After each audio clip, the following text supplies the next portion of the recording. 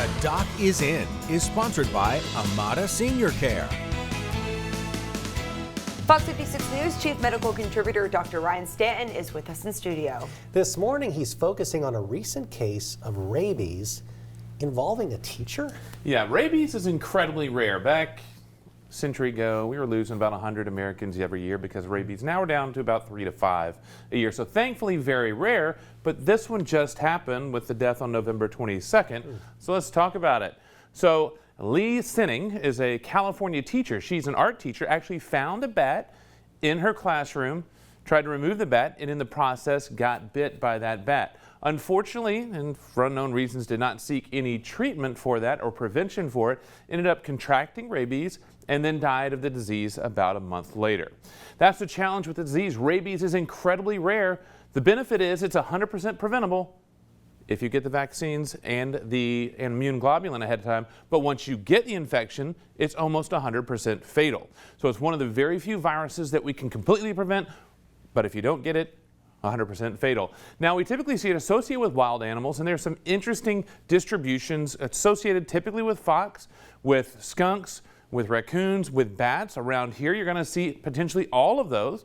Now here around this area, the predominant animal that's going to carry it is going to be the skunks as well as the bats. There's a distribution around the country with different animals being the predominant carrier of the rabies. We very rarely see it associated with domesticated vaccinated animals anymore, even though the worldwide most common animal for giving or contracting in terms of giving it to humans is actually the dog.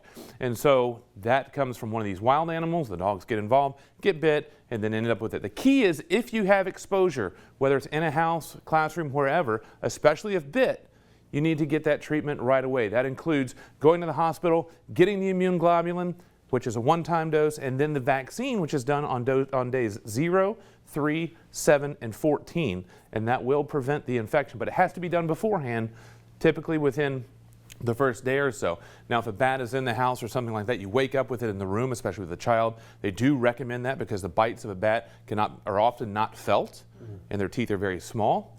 But if you're awake and one gets in and whatnot and you know there's no significant exposure, then you don't have to as well. But calling in case you have exposure to question on whether you need to get exposed in terms of treatment or not. And the video that's viral right now on social media, somebody reaching their hand out to pet a fox. If you see these animals during the day and they come close to you, just go ahead and assume they have rabies because that's not natural animal behavior. This is not Disney. Animals don't want to be around you, especially wild ones. Not Disney.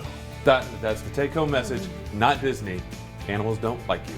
Tell you what, if the cold isn't enough to keep you inside, the Doc is In segment may be just enough to do. Unfortunately, the bats like to be in the house with you. Yeah, will we see you again this morning? And we're going to be back next week. So Okay. Snuck in today, last moment. Thanks for Connor for giving me a space and wanting to come in for the story. It's a great one. Just to make you a little bit nervous today if you see those bats around the house, barn, wherever you may be. All right, I'll Doc. bat an eye. Don't pet the bats. Clever. Thanks so much. We'll be right back after the break. That's scary. You're watching Fox 56 News. Our home, your news.